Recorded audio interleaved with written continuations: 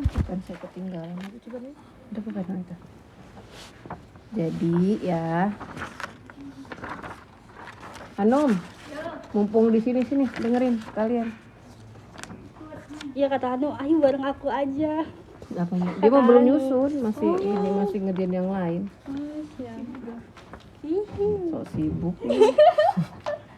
Jadi ya, ini awal kalimat, ini untuk semua ya. Ini nggak boleh banyak orang baru menyadari enggak.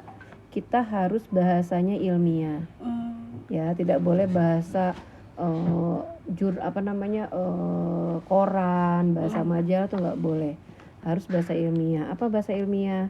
Dimulai dari subjek, harus ada subjeknya, ada predikatnya ya. Bahasa Indonesia aja. Ya, objeknya harus jelas gitu kan. Jadi kamu mau bahas apa? Kamu kan tentang pengalaman pasien hipertensi dalam upaya pencegahan komplikasi stroke. Di sini tema besarnya apa? Jadi temanya tuh pencegahannya Ibu. Upaya pencegahan kan? Iya. Upaya pencegahan. Berarti yang dicegah apa? Stroke. Berarti stroke dong yang dibahas. Oh. Iya kan? Iya, Ibu. Karena kamu mau melihat upaya pencegahan komplikasi stroke ya. Ya. Berarti apa? Stroke adalah penyakit apa yang dapat ditimbulkan dari hipertensi misalnya. Harus ada reference. Ya, karena ini adalah awal kita membuka kalimat. Ini kan banyak orang baru ini kan bahasa naratif Ibu. Bukan bahasa di majalah, bahasa di koran ya, bahasa di internet yang di koran-koran internet itu media digital kan bukan seperti ini ya. Kalau di sana kan emang dibuat bahasa itu seperti menarik gitu kan. Kalau di ilmiah ya harus ilmiah gitu ya. Dimulai dari masalahnya apa. Jadi piramida terbalik ya. Iya, Ibu. Dari yang luas dulu kemudian mengerucut. Nah, perlu dibuat tema-tema per paragraf. Nah, ini belum kelihatan itu gimana ya, enak kebacanya ya. Jadi tema-tema paragraf tuh kamu bahas paragraf 1 mau bahas tentang apa ya, tentang apa. Biasanya kita membahas tentang penyakitnya dulu nih biasanya.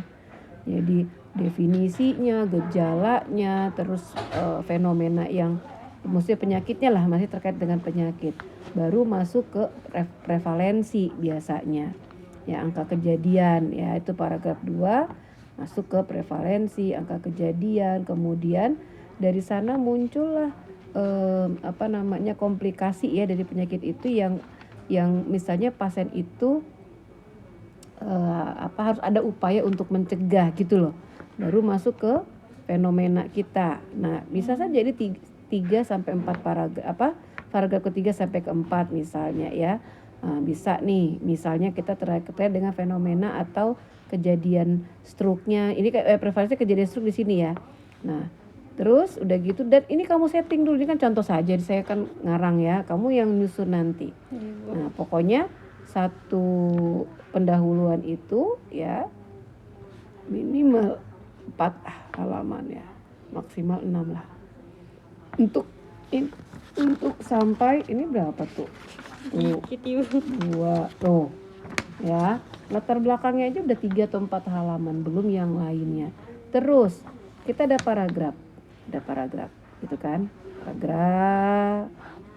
Nah, masuk paragraf lain gitu ya kan? Iya Ibu. Nah, ini untuk semua nih, karena yakin pasti pada awal-awal belum ini. Akhir paragraf di sini itu harus untuk menjelaskan awal paragraf yang di sini. Akhir yang di sini itu untuk menggambarkan paragraf berikutnya yang mau kita bahas terus. Jadi kayak kita baca cerpen kan, ada runutannya gitu ya. Nah, itu yang seringnya lupa. Dan jangan lupa bab 1 itu bab reference.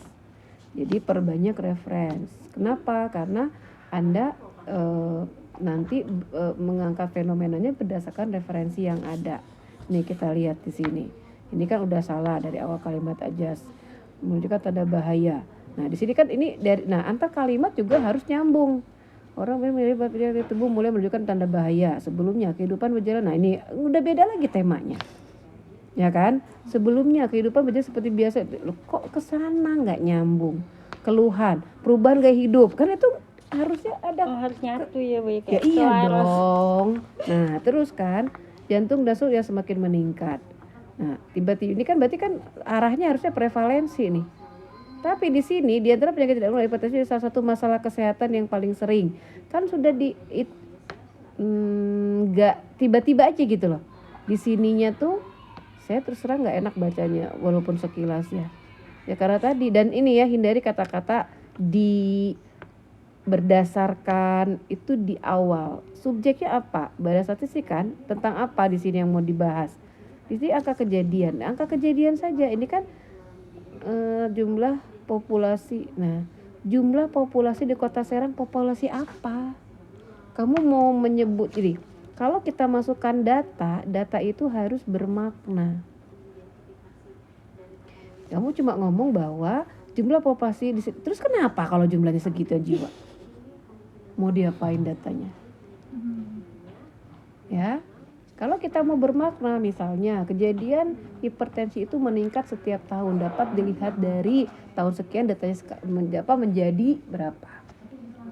Ada maknanya bahwa ada peningkatan prevalensi.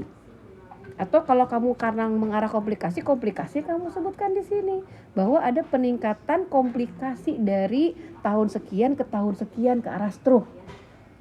Jadi kalau ini kan cuma nyebutin jumlah jiwa terus kenapa? Kan angka itu berarti kalau dibandingkan dengan angka lain kan? Ngerti nggak? Kalau nggak dibandingkan apa maknanya? Saya puasa 30 hari terus. Terus kenapa? Gitu. Apa maknanya gitu. Ya, beda saya puasa 20 hari saya hanya bisa puasa 20 hari misalnya dari 30 hari puasa saya hanya bisa puasa 20 hari. Oh, ada makna kan? Mungkin dia 10 hari itu sakit, mungkin apa gitu. Paham ya? Jadi maknanya itu kalau masukin angka tuh harus ada makna. Nggak sekedar nongkrong doang, apalagi kadang-kadang masuk ini di Kalimantan sekian, di Papua sekian, terus mau diapain itu angka? Kan sangat tinggi, terus kan kamu lagi di Banten. Kecuali kamu bandingkan, misalnya dari sekian provinsi di Indonesia, Banten menduduki urutan keberapa untuk komplikasi stroke dari hipertensi misalnya. Kan jadi bermakna. Kalau cuma nyebutin si Kalimantan, si Papua nggak ada kaitannya dengan makna itu gitu, paham ya? Tuh. Terus juga berdasarkan tuh jangan ya diulangi dari datanya apa subjeknya, belajar mencari subjek kalimat. Kalau kamu ngangkat prevalensi berarti angka kejadian bahwa terdapat sekian orang dalam kurung apa ini BPS Badan Statistik ini nih itu baru. Usahakan ini ditaruh di akhir kalimat. Usahakan. Ini masih sering di awal tapi nggak enak dibacanya ya. Itu. Jadi usahakan selalu di akhir untuk referensi itu. Ya. Terus ini aja udah males saya baca. Baru halaman pertama. Karena pasti ke belakangnya polanya sama ya. Nah, jadi yang paling penting dibuat dulu template ininya dulu nih. Biar enak. Dan nah ini satu paragraf panjang banget. Nggak boleh. Ya nggak boleh lah. Satu paragraf itu minimal 3 maksimal 5 kalimat. Satu kalimat minimal ini tidak boleh ya satu kalimat ya. Satu kalimat itu satu kali nafas kamu membaca itu maksimal hanya 3 baris maksimal. Jadi usahakan 2 baris 1 baris selesai untuk kalimat. Berarti kalau satu paragraf ya 5, kalau di satu baris itu ada 1 kalimat ada 3 baris, 15 baris ya. 1, 2, 3, 4, 5, 6, 7, 8, 9, 10, 11, 12, 13, 14, 15, 16, 17, 18, 19, 20, 20 saparapat. Ya gitu, nggak apa-apa kan baru ini ya. Nah terus jangan menggabung-gabungkan mana yang terus fenomena ini taruhnya di belakang ya. Fenomena yang ada. Nah tapi kan kamu belum studi pendorong, tahu dari mana fenomenanya udah ada? Orang studi pendorong juga belum. Iya, Bu. Ya, kalau kamu angkat fenomena ini harus ada studi pendahuluannya dulu. Oke. Ya, dari sini udah aduh Gusti lihat nih. Cing atulah nulis-nulis gini tulah, masa sih template apa namanya marginnya. Ya, marginnya. Dilihat lagi spasi gede-gede. Lihat buku panduan, ada buku panduannya udah kasih belum? Udah Ibu. Ya. Nah, Udah. perbaiki. Biasanya pendahuluan lama di saya. Mana? Sama. Belum selesai sih, Bu. Cuma Terus? bingung ke template yang tadi segitiga itu. Udah, tadi bikin Masih lagi. bingung, cuman Ini Hawasi, Hawasi kan kemarin oh iya, Bu. kok jadi beban kerja? Kemarin saya kasihin kan